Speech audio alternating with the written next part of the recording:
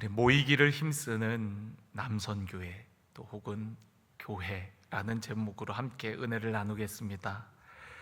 건강한 교회, 역동적인 교회, 또 주님께서 기뻐하시는 그런 교회를 우리 모두가 꿈꾸는 줄로 압니다.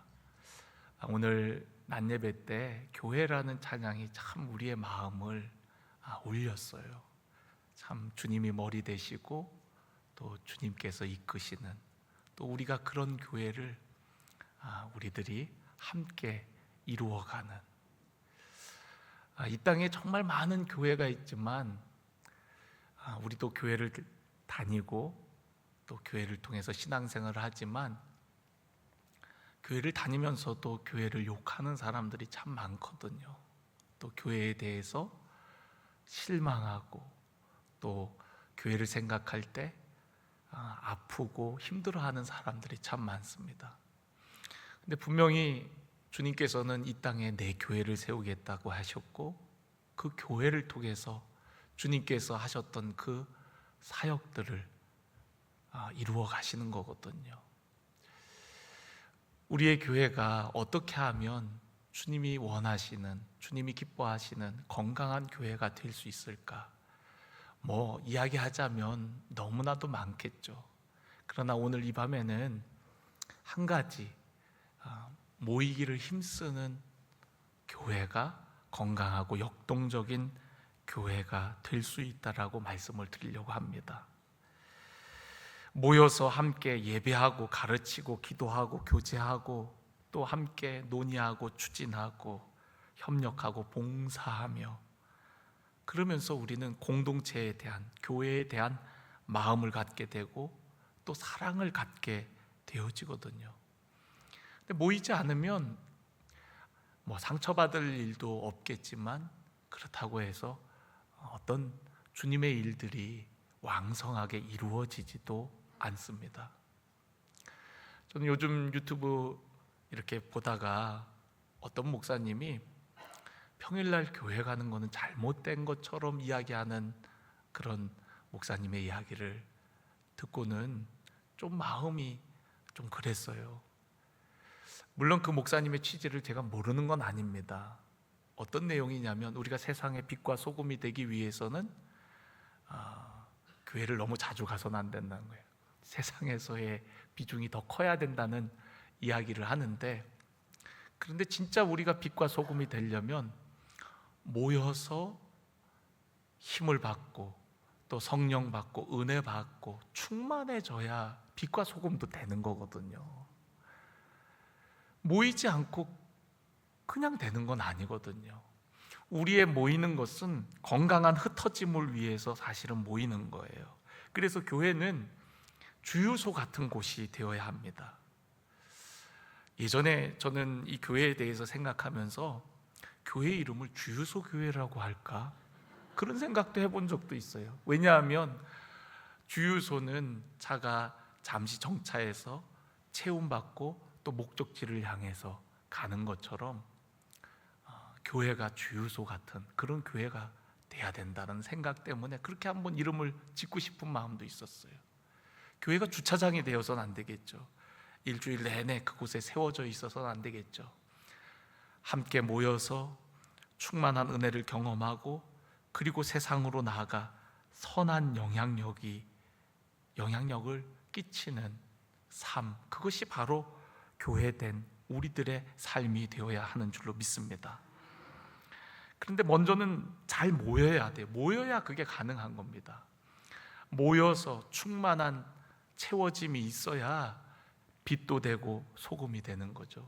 그리고 왕성하게 세상 속에서 그렇게 사역하고 선한 영향력을 끼쳤다면 또 자주 와서 체험받아야 영적 고갈이 이루어지지 않고 계속해서 우리가 사역을 해나갈 수가 있는 것이죠.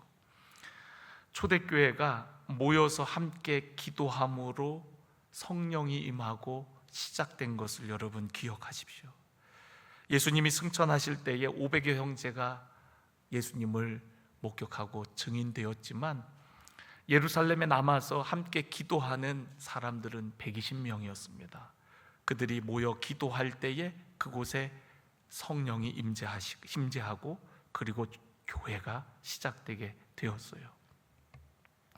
모여 기도하는 사람들에게 성령이 임했습니다. 성경을 찾아보면 혼자 기도하다가 성령 받았다는 이야기가 없습니다. 함께 모여 기도할 때 그곳에 성령이 임하고 또 누군가를 위하여 기도할 때 그 사람에게 성령이 임하는 것을 보게 되어집니다. 성령 받은 초대교회는 핍박이 오자 그들은 흩어지기 시작했어요.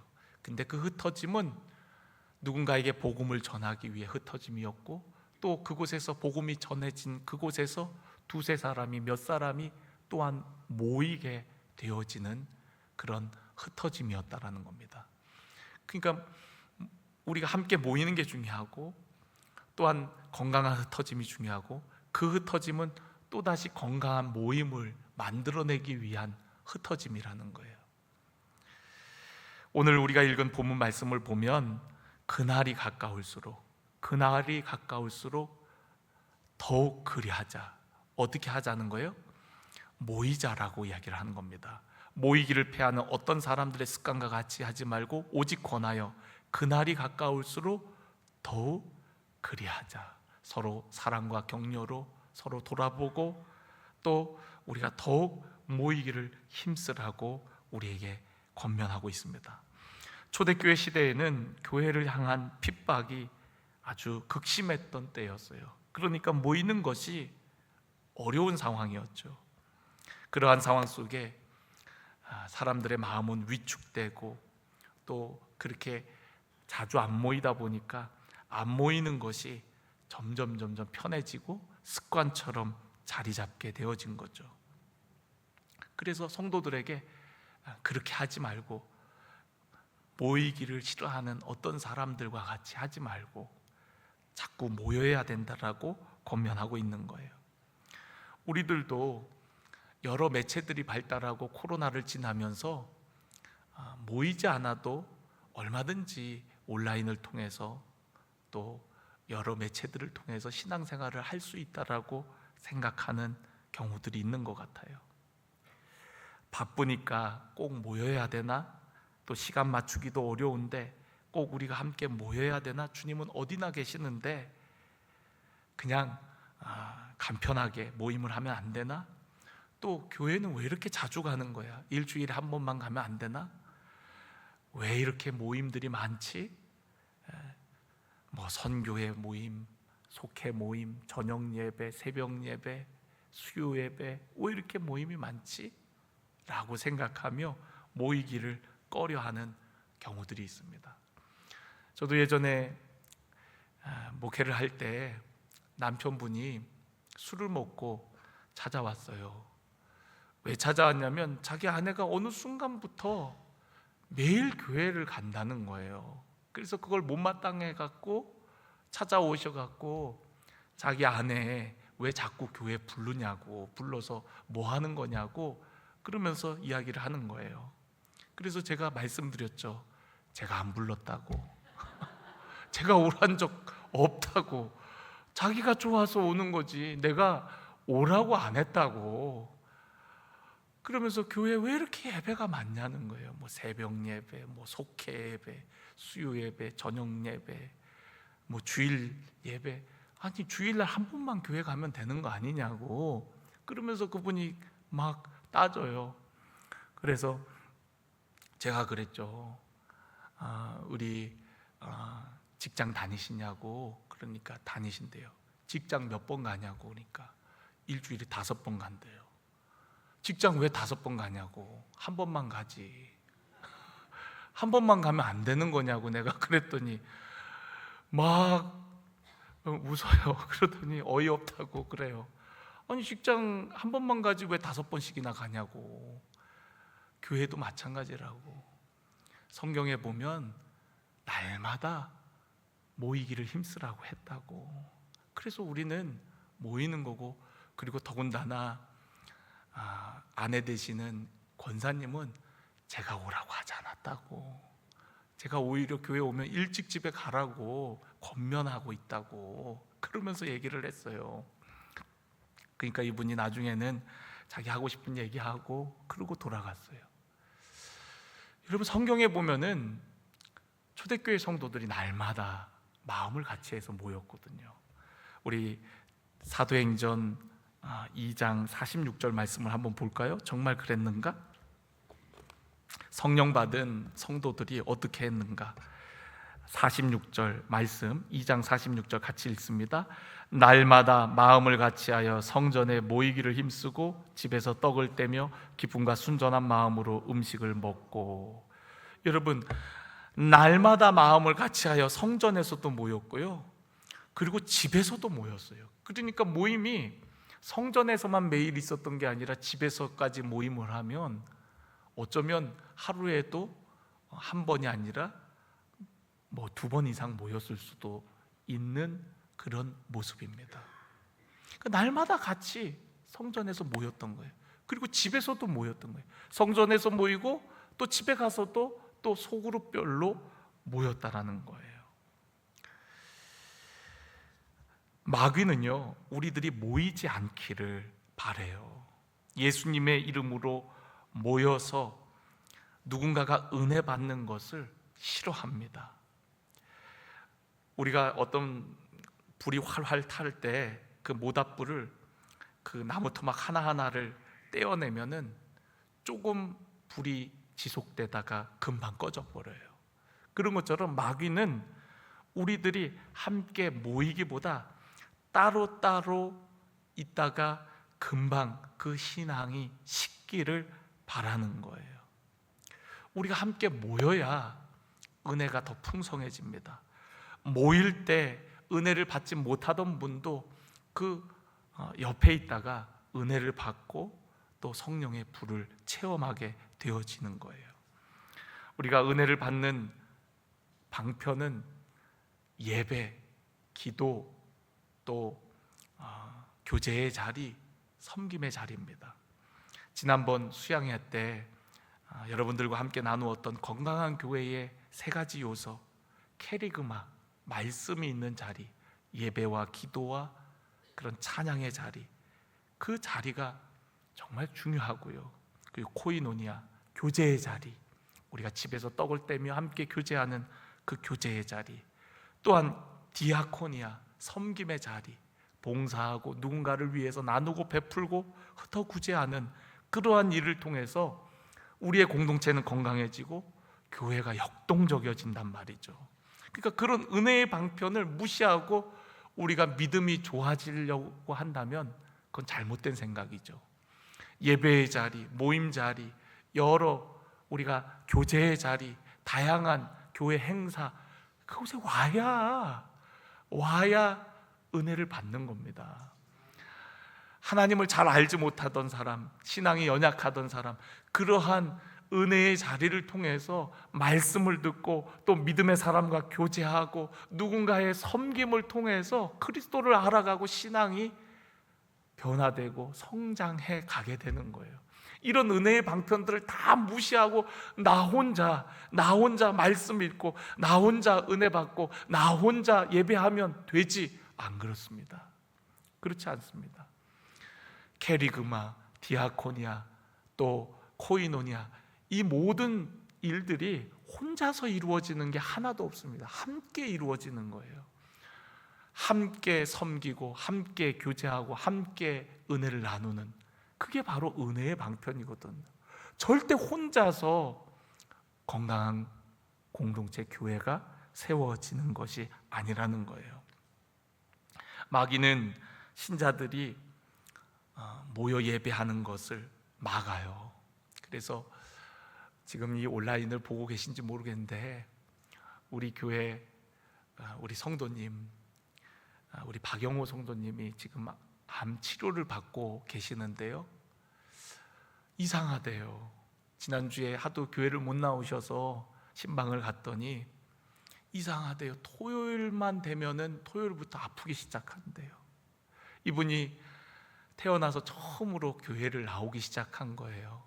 몇 달 전부터. 그 교회를 잘 나오셨는데 어느 순간부터 교회를 못 나오시더라고요. 그래서 찾아갔더니 이상하게 평일날은 괜찮다가 주일날 교회를 가려고 그러면 토요일부터 아프거나 도저히 일어나지 못하겠거나 또 누군가가 찾아오거나 그래서 계속 교회를 못 간다고 그러더라고요. 우리 박영호 성도님을 위해서 기도해 주세요. 그러니까 마귀는 어쨌든 이 사람이 은혜의 자리에 가지 못하도록, 예배의 자리에 가지 못하도록, 믿음의 사람들을 만나 교제하는 자리를 가지 못하도록 방해하고 막는 거예요. 오늘 우리가 그렇기 때문에 모이기를 더 힘써야 되는 줄로 믿습니다. 그날이 가까울수록 여러분 함께 모여서 예배하고요, 교제하고 함께 봉사의 일을 하세요. 우리의 신앙이 그날 마지막 날 우리가 섰을 때 여러분 뭐가 남겠어요? 여러분 한번 생각해 보세요. 여러분이 인생을 다 달려갈 길을 다 달려간 후에, 마친 후에 우리의 인생을 돌아볼 때 여러분 남는 건 뭐가 있을까요? 결국엔 사람 아닐까요?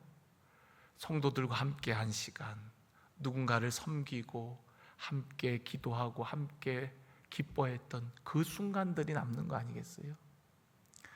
우리는 인생을 살고 후회하는 후회 중에 가장 큰 후회는 그때 내가 좀 더 같이 할 걸, 그때 가족들과 더 많은 시간을 보낼 걸, 그때 그 성도들과 함께 더 함께 기도할 걸, 예배할 걸, 섬길 걸, 봉사할 걸, 그런 후회 아니겠습니까? 그러니까 여러분 후회함 없이 살려면 함께 하세요. 함께 울고 함께 기뻐하면서 모임의 자리에 빠지지 마십시오.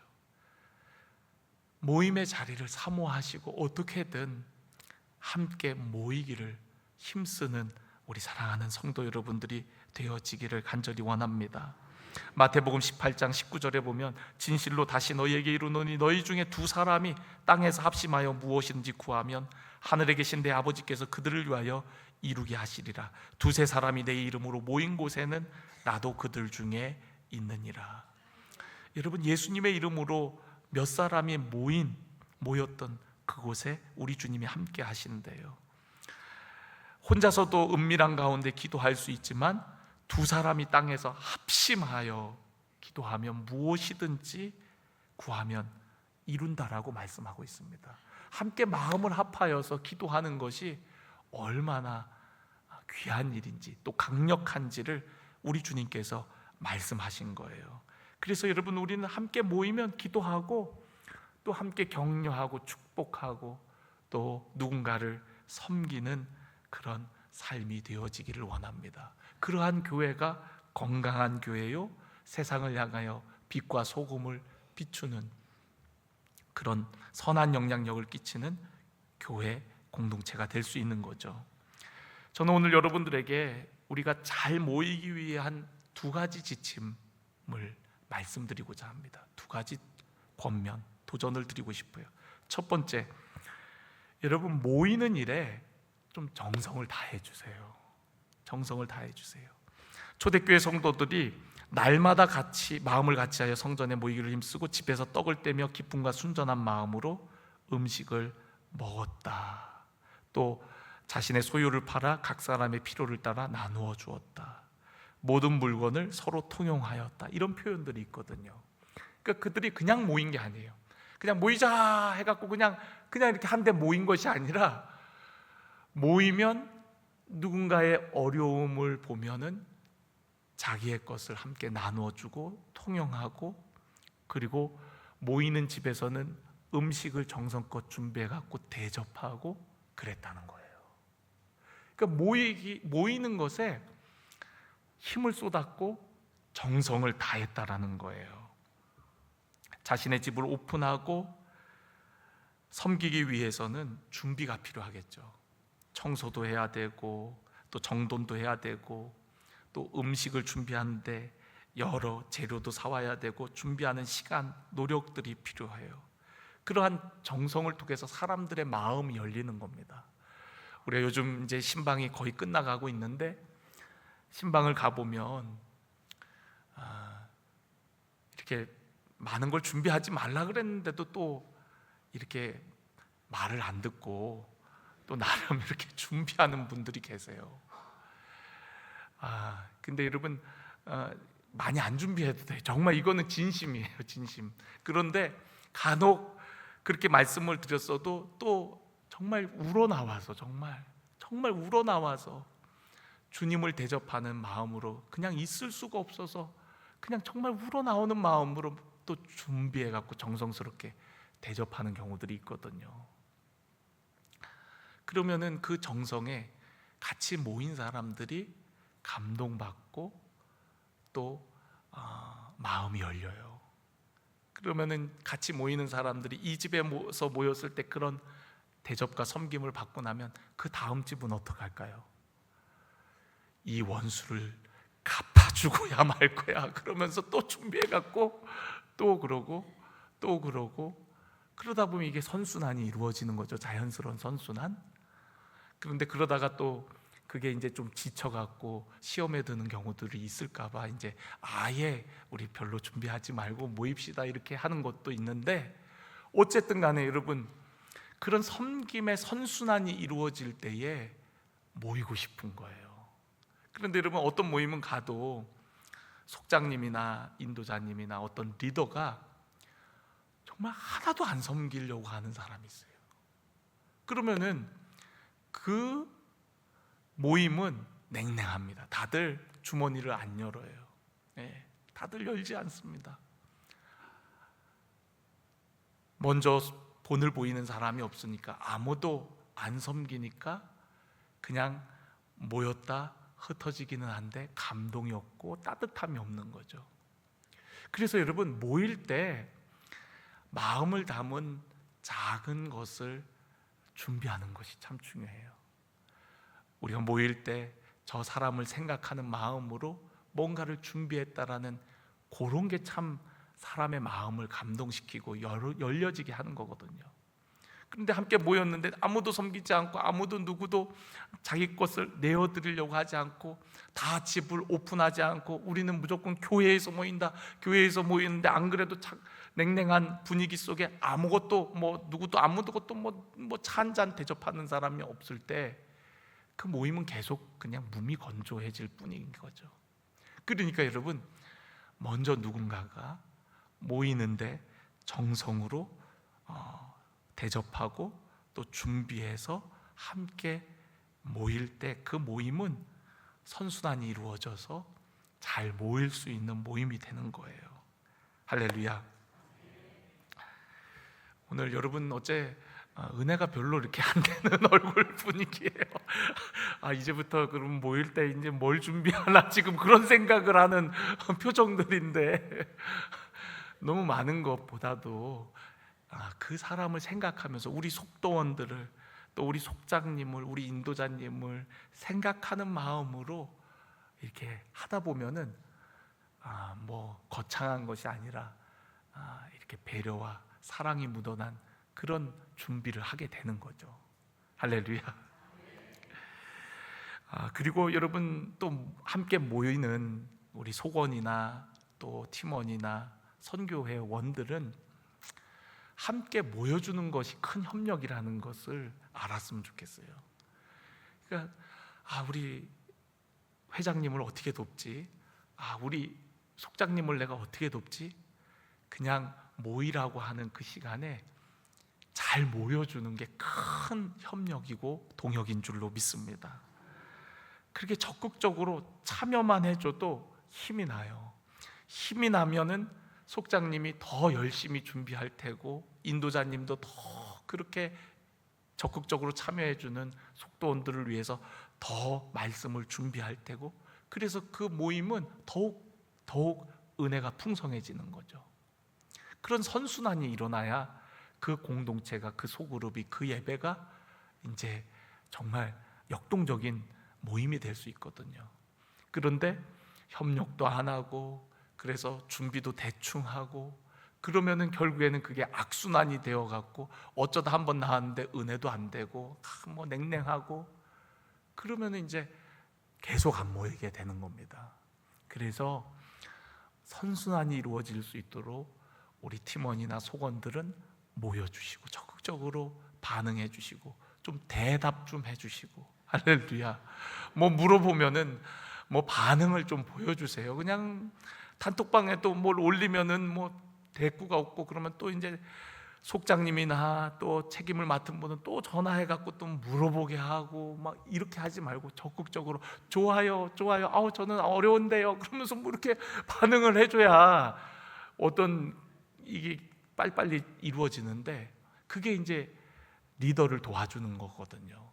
그런데 아무 말도 안 하다가 전화해서야 또 그러면은 이게 일이 2번 되니까 회장님이 뭐 얘기하고 그러면 모여주시고, 만약 못 모일 때, 못할 때가 있잖아요.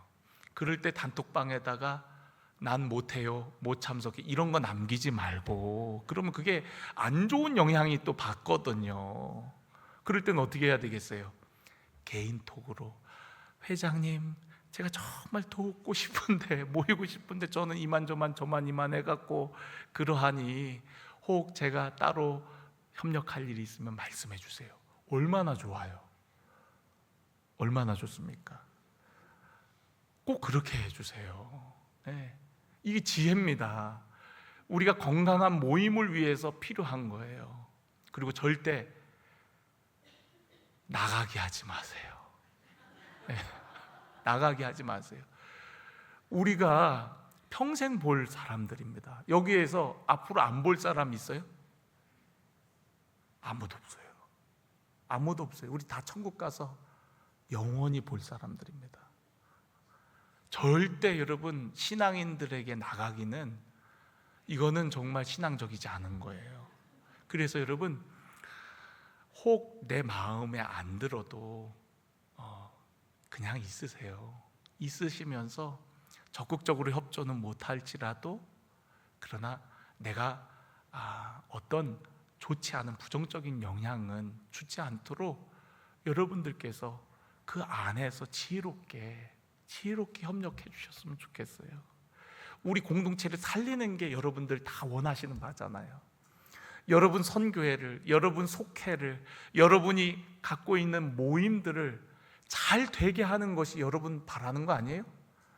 여러분 중에 우리 선교회 안 됐으면 좋겠다, 우리 속에 속회 깨졌으면 좋겠다, 우리 모임 안 돼갖고 빨리 흩어졌으면 좋겠다, 이런 마음을 가지신 분 한 분이라도 계세요? 아무도 없을 거예요. 그렇다면 여러분 우리가 지혜롭게 생각하면서 어떤 게 우리 공동체에 우리가 선한 영향력일까, 또 말 한마디를 해도 하나님 나에게 지혜를 주셔서 우리 리더가 힘을 얻게 해주세요, 힘이 되게 해주세요, 그런 마음으로 못 가더라도, 못 돕더라도, 함께 하지 못하더라도 여러분들이 그런 지혜로운 그런 마음들을 가지셔야 돼요. 할렐루야. 마태복음 12장 30절에 보면은요, 예수님이 그런 말씀을 하셨어요. 나와 함께 아니하는 자는 나를 반대하는 자요, 나와 함께 모으지 아니하는 자는 해치는 자니라. 여러분 예수님도 나와 함께 아니하는 자는 나를 반대하는 자라고 얘기하고 있어요. 그러니까 함께 하지 않는 것은 반대나 다름없다는 거죠. 나와 함께 모으지 아니하는 자는 해치는 자라는 겁니다. 여러분 우리 교회를 살리기 위해서는 모으는 자가 돼야 돼요. 함께 모아가야 됩니다. 앞에 리더만 그냥 어떻게든 막 모아보려고 해서는 안 돼요. 함께 도와주셔야 돼요. 팀원들이 다른 큰 도움은 아니어도 적극적으로 예 알겠습니다, 그러고서 함께 도와줘야 그 공동체가 사는 겁니다. 우리 교회가 어떻게 사냐면, 무슨 일이 있을 때 뭐 다른 건 못해도 그냥 가서 함께 그 자리 있어줘야지 하면 우리 교회가 사는 거예요. 어떤 성도가 어렵고 힘들 때 내 주머니 털어서 도와주지는 못하더라도 그냥 함께 옆에서 있어주는 거예요. 함께 울어주는 거예요. 함께 등 두들겨 주는 거예요. 그게 우리 공동체가 사는 길입니다. 다른 거 없습니다. 어떤 사람은 또 함께 모이지 못해도 또 주머니로, 물질로, 다른 방법들로 또 돕는 자들이 있는 거예요. 그런데 제일 중요한 건 함께 모여주는 것, 그게 공동체를 세우는 방법입니다. 여러분 모일 때 정성을 다해 주십시오. 그냥 한번 모인다 생각하지 말고 정성을 다할 때 그러한 선순환이 이루어지는 줄로 믿습니다. 두 번째 지침은요, 두 번째 방법은 오늘 여기 말씀해 보면은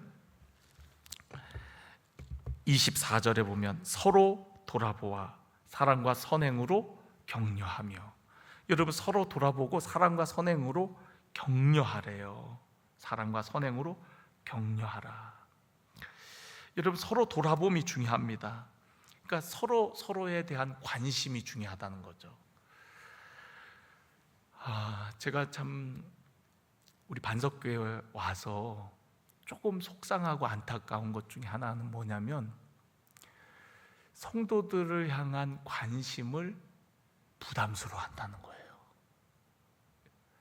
그러니까 성도들을 향한 관심을 조금은 어색해한다는 거예요. 당연하거든요. 목자인 저는 양들에 대한 관심을 갖는 것이 당연하거든요. 그런데 이걸 부담스러워해요. 어색해하세요. 그런 관심을 잘 안 받아보셨나 봐요. 그래서 제가 가끔 왜 지난주에 안 보이셨어요? 그럼 어떻게 하셨어요? 이렇게 얘기를 해요. 어떻게 알긴요, 안 보이셨으니까 안 보였죠. 그러면서 어떻게 하셨어요? 그러면서 굉장히 당황해하면서 어디 갔는지는 얘기는 안 하고 나를 어떻게 알았냐고, 안 온 지 어떻게 아냐고, 그거에만 굉장히 놀라워해요. 근데 당연히 알 수밖에 없는 거거든요. 저는 여러분들에게 관심이 있는데 여러분들이 안 보이면 궁금하고 그럴 수밖에 없거든요.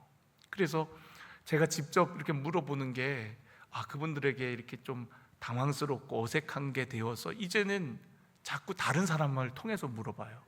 누구한테 좀 알아보라고, 또 물어보라고, 안 보이는데 왜 그런 거냐고. 그러면서 이제 간접적으로 물어보기 시작했거든요. 그런데 우리 성도님들 중에 어떤 분은 그러더라고요. 감시하냐고. 감시하냐고. 교회 자유롭게 나와야 되는데 감시를 당하는 것 같다는 거예요. 여러분, 감시와 관심은 달라요. 여기는 우리가 북한도 아니고 뭐 감시하는 거 아닙니다. 관심이 가니까 물어보고, 관심이 가니까 바라보는 거고, 다가가 얘기하는 거고, 그런 거죠.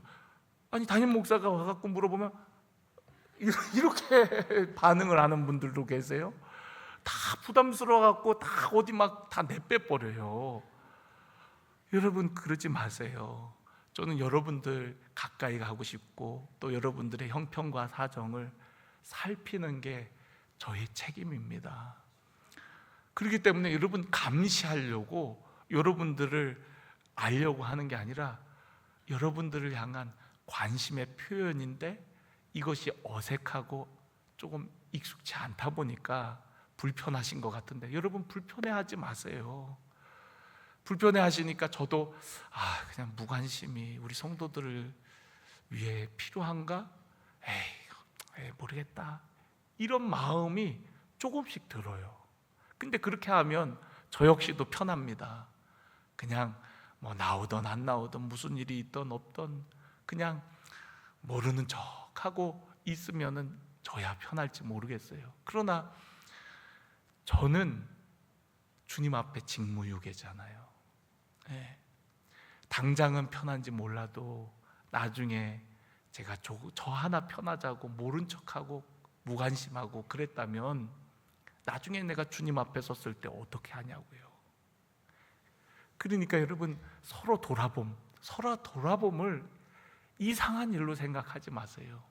속장님이 전화해서 어떻게 됐어요? 무슨 일이 있어서 안 나오셨어요? 그러면은 그거를 날 감시한다고 생각하지 말고 그냥 얘기하시면 돼요. 이번 주 무슨 일이 있어서 그랬는데 기도해 주세요. 다음 예배 때는 갈 수 있도록 저를 위해 기도해 주세요. 그러면 되는 거예요. 그걸 왜 기분 나빠하나요?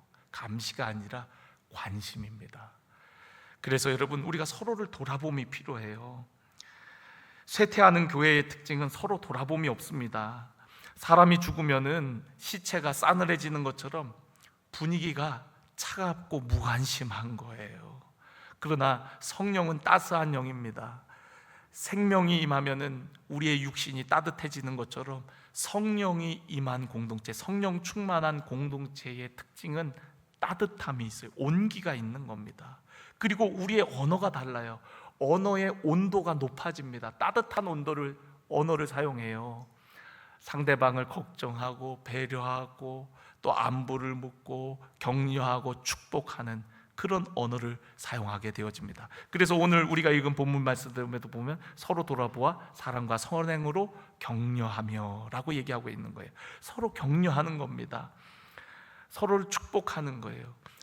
우리가 하나님의 사역은 거의 대부분이 말로 이루어지는 사역입니다.